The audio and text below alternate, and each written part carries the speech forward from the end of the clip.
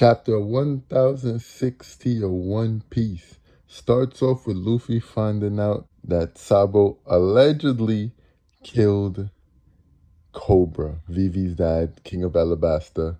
And obviously Luffy's in disbelief.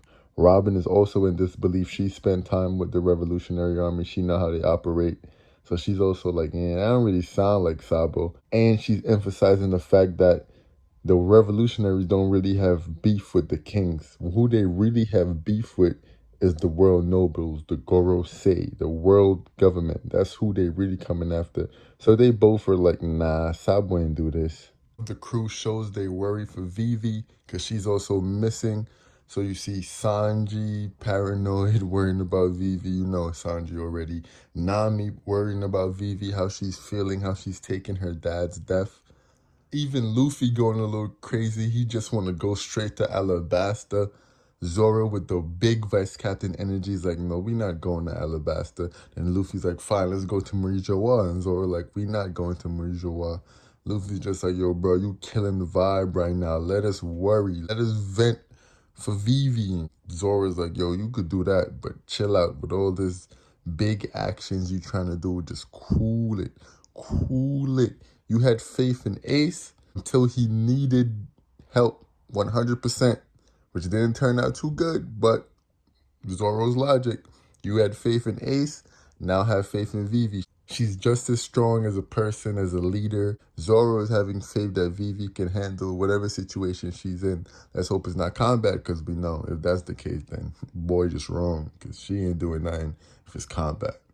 Anywho, so as everybody jumps on Zoro for being the vice captain and keeping Luffy in anchor, you know, they all get to insulting Zoro. All of that's going on. That bleeds into Luffy going back to the Sabo like, hey, I know Sabo.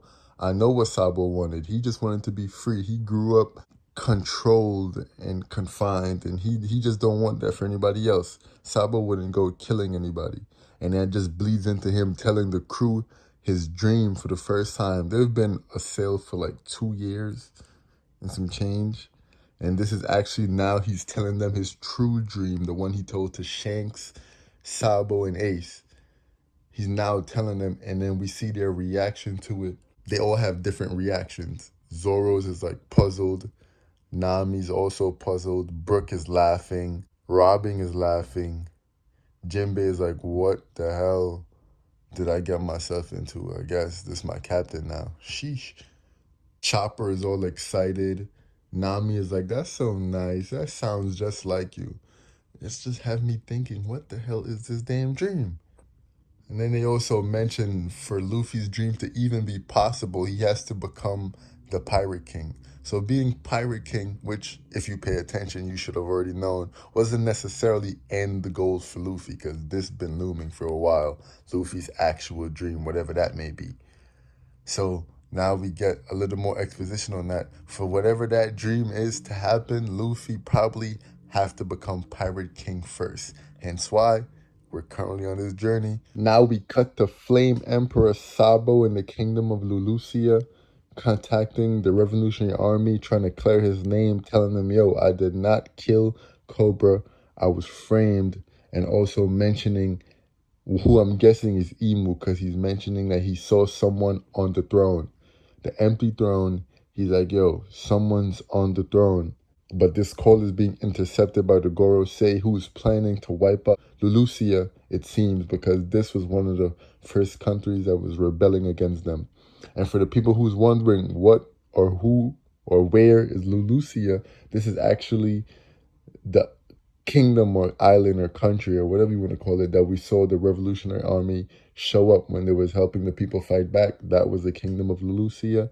So we're back here again, coming full circle. And with this plotline, I guess they one of the first to rebel. Gorosei is like, cool, you're going to be one of the first to go. So as Sabo is mid-conversation trying to explain himself to Dragon and the rest of the revolutionaries, he sees what I'm guessing is some kind of a light as the place get cloudy, and we see the citizens talking about, we didn't expect anything abnormal today. What is that? Before it happened. And real Enel Raigo vibes. Just a big ball, boom. And you just see here, Lulusia never existed in the first place. Crazy. So it just wipes this entire kingdom off the map. And then people are saying this was Emu's doing, which probably is, but I'm thinking more second-handedly. I'm kind of thinking Uranus has something to play in this. A little theory crafting, I guess. We know about Poseidon and Pluton. Uranus is the only one up in the air, pun intended, because people think Uranus might have to do with a aerial weapon. I'm going to predict this is the work of the ancient weapon Uranus in play being used by Im-sama, giving this chapter just hype around it because we just got done talking about Pluton and Wano. We already know about Poseidon. So if this is Oda tying in the third ancient weapon so soon, I'm like, damn, this really is end game vibes. He's really trying to like get all this shit out the way if that's the case. Because that's what I think it is. I don't think this is like a devil fruit from Eam or his own personal power. Or we just see Shanks pull out some crazy hockey. Imagine if this is somehow Eam's hockey. Very, very unlikely. I'm just rambling. That would just be like a what the F moment, out of this world. But most likely it's probably Uranus, the ancient weapon in play. That's what I'm gonna guess. So Lulusia is wiped completely off the map, and then we switch to a little time skip, and we're back on the Sunny with the Straw Hats, and they're in the middle of some kind of storm.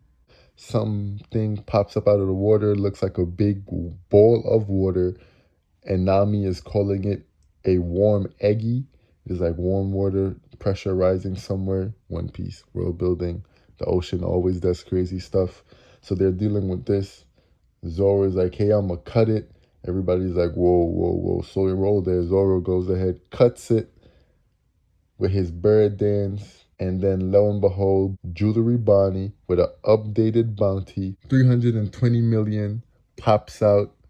And that's where the chapter ends, with now Jewelry Bonnie on the Straw Hat ship, which kind of just feels perfect because now Jewelry Bonnie kind of can tell Luffy what happened, or at least some of what happened at Murjawa, because she was there.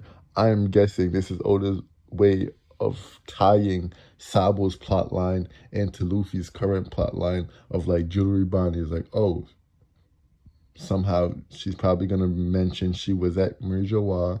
And probably get into Murjawa. Luffy's probably going to mention Sabo is his brother. And then she's probably going to tell them what she saw. So jewelry probably is going to be used as a way to give us some exposition on what happened, more information. Probably we're going to find out exactly what happened to Cobra, because you know, you never can tell in One Piece. I'm a little scared. Let's hope that Cobra is actually dead. But if not, I'm thinking most likely Jewelry Bonnie would probably be the one to confirm that. But yeah, basically that's One Piece chapter 160. A pretty good chapter. It feels kind of like a little dip coming off of the craziness of 159, but still a pretty good chapter. Yeah, so I'm going to rate this chapter at 8.5. Raises a lot of questions, brings the mystery of Luffy's dream to the forefront. Now we really got to try to figure out what the hell that is. Emu and his power, was that Uranus? Was it not? Was it something else? Sabo, is he dead?